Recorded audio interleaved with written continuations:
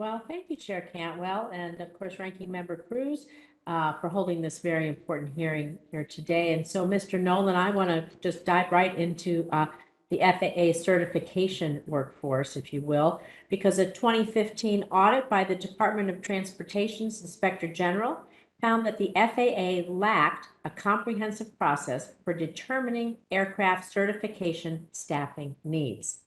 Then in 2019, in the wake of the 737 MAX 8 crashes, the Joint Authority's Technical Review recommended that the FAA conduct a workforce review of its Boeing Aviation Safety Oversight Office. Finally, in 2021, a Department of Transportation Inspector General report highlighted the FAA's need to recruit, to hire, and to retain a skilled workforce with the technical expertise and abilities required to ensure safety in a rapidly evolving aerospace system.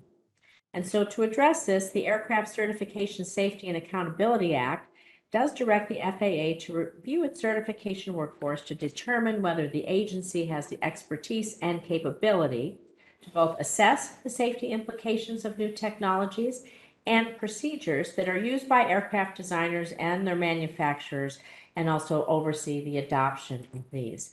And so I know that the FAA published its Aviation Safety Workforce Plan for 2020 through 2029, and you're taking the issue very seriously. But in your personal assessment, does the FAA today have the workforce it needs for effective aircraft safety oversight? And how are you going to plan to address the evolving needs going forward? What can we here in Congress do to help with this critical workforce? Well, Senator Rosen, thank you very much for the question. We do appreciate the support of Congress in this critical area. It's one we take quite serious. If I can just speak first to the BASU and our certificate management office on Boeing in particular, we now have those offices at 107, up from 82 just a couple of years ago. So we've done a lot of work in ensuring that they're adequately staffed. We've also augmented Boeing in particular with another 35 FTEs from other parts of our certification team.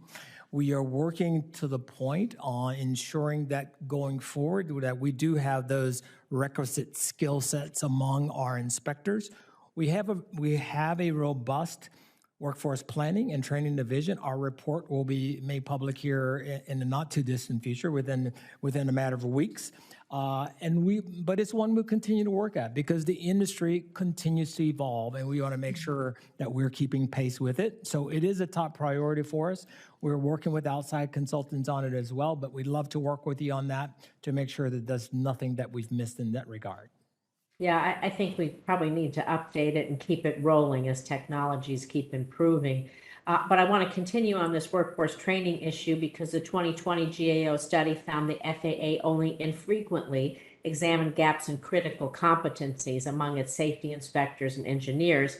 It also found that the FAA did not routinely assess its training curriculum for these safety inspectors and engineers. And the GAO did recommend the FAA assess the workforce competency gaps and safety curriculum. So have you implemented the GAO's recommendation? And if so, how have they impacted your workforce and skills needs? And if they haven't been fully implemented, can you give us a timeline of what you're planning to do there and maybe what assistance you might need? Well, thank you. Thanks again for the question. We're working on multiple fronts to address the requirements. Again, as I said, we are working within AVS, within both our flight standards and the certification, to make sure that the training has kept pace, and we're also identifying the gaps. So we have not completed that work yet. We do expect it to be done by the end of this year, or if not sooner, but it is one that we want to make sure that we've kept pace. And again, we'd love to work with you more on that.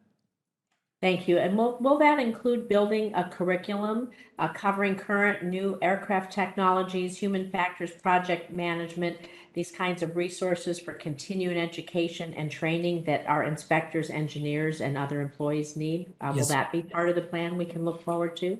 Yes, ma'am, it will. Thank you.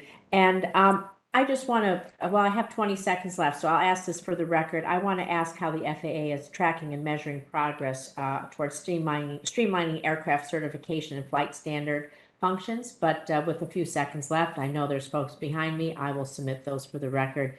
Thank you for your answers. Thank you, ma'am.